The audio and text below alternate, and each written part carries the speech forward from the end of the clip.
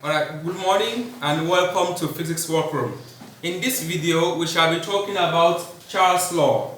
Now, like I said in my last video, I said there are three laws we are going to take about gas laws. There is Boyle's Law, there is Charles' Law, and there is what we call the Pressure Law. Now, the second one now is the Charles' Law. What does Charles' Law say?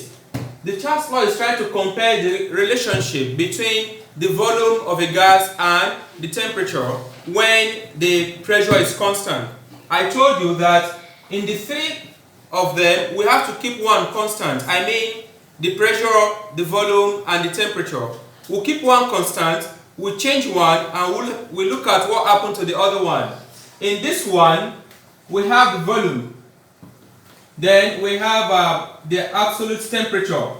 This is supposed to be absolute temperature, provided that the pressure is constant. So in this case, our constant is the pressure. What does the law say? The law says that the volume of a given mass of gas is directly proportional to its absolute temperature, provided that the pressure is constant. What happened there? It means that when you increase the volume of a gas, the temperature will also increase. Or when you increase the temperature of a gas, the volume is going to increase. That's what this law is trying to say. And what that means is that the volume of the gas is directly proportional to the absolute temperature of the gas. Okay, now like we did in the last video, let's try to take an illustration.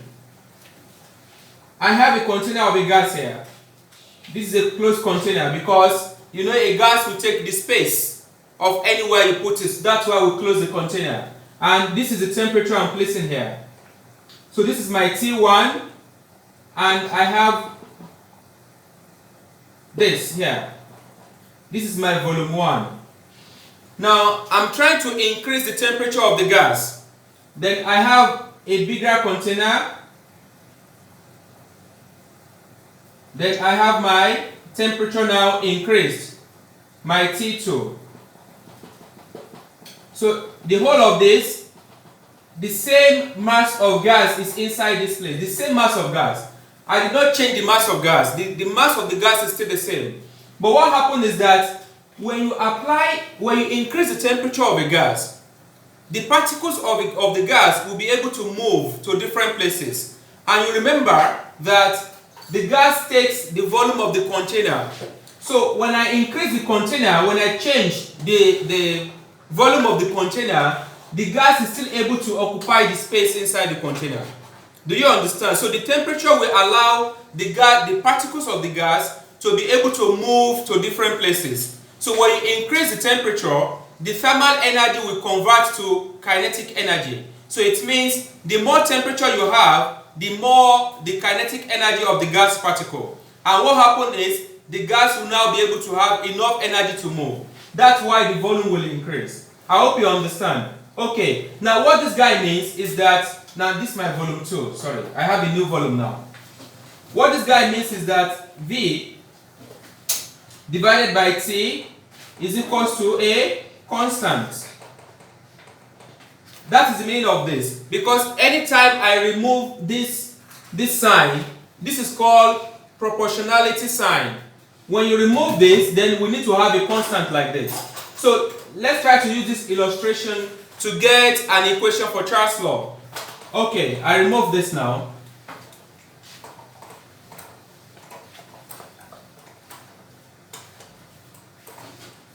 Now, because of this, it means when I have my V1 and T1, my volume 1 and my temperature 1 will also divide. It's supposed to be divided by temperature 1, not multiplied. Divided by temperature 1 will also be equals to a constant as a result of this relationship. Now, for the second one, my volume 2 divided by the temperature 2 will also be equals to a constant. Are you following? Okay. Now what do I do after? Let me remove this. Now, this is the same thing as a constant. This is also the same thing as a constant. When that happens, it means this guy and this one are also the same. because the two of them are equal to the same thing. Okay, so it means that my V1 divided by T1 is the same thing as my V2 divided by T2. Are you following? Now, this is the relationship for Charles' law, that the V1 divided by T1 is the same thing as the V2 divided by the T2. What that means is that when you change the temperature from T1 to T2, the volume will also change from V1 to V2. Then we can use this relationship to make our calculations. Okay, now let me remove this. Now let's take an example. Let's take an example for Charles' law. Let's take an example quickly. Alright, so we have this example. A fixed mass of gas is heated at constant pressure. So the pressure is constant in this question. And when the pressure is constant, it means we are talking about the Charles' law. Because in Charles' law, the pressure is always constant. From this temperature, 10 degrees C, to 90 degrees C. It means that the temperature is increased from 10 to 90. If its volume at 10 degrees C is 200 centimeter cube, this is 10, this is 90, and the volume at 10 degrees C is 200 cm cube. Calculate the volume at 90 degrees C. So we are looking for the volume at 90 degrees C. What relationship are we going to use? Okay, we have, according to Charles' law, the V1 divided by T1 is the same thing as V2 divided by T2. This is the equation we apply. We are going to apply this equation. Now let's go back to our question. What's our V1? Now, according to this question, the first volume is 200 centimeter cube. So let me write here that my V1 is equal to 200 cm cube. Now, what's my temperature 1? The first temperature is 10 degrees C. Now, T1 is equal to 10 degrees C. Now, if you remember Charles' law states that the volume is directly proportional to absolute temperature. So I have to convert this to absolute temperature. What do? I will say 10 plus 273. Then I will have 283. 283 Kelvin. Kelvin is the unit of absolute temperature. Is that okay? When I do that, the same thing for T2. My T2 is equal to 90 degrees C. And that will be equal to 90 plus 273 Kelvin. And this will give me 363 Kelvin. So I'm going to use these temperature values for my T1 and T2. Now let me come back to this. What am I looking for? I'm looking for the second volume because I have one already. So I'll change this relationship. I have my V2 will be the same thing as V1 multiplied by T2 divided by T1. When I cross multiply, if you cross multiply this, then you get this equation. Now my problem is solved. I will have my V2 to be what? What's my V1?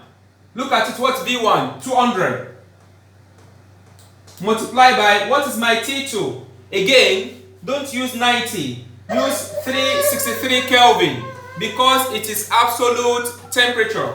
I have 363 for my T2 divided by, what's my T1? 283.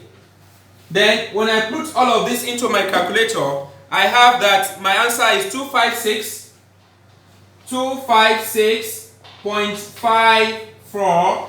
What will be the unit? Centimeter cube.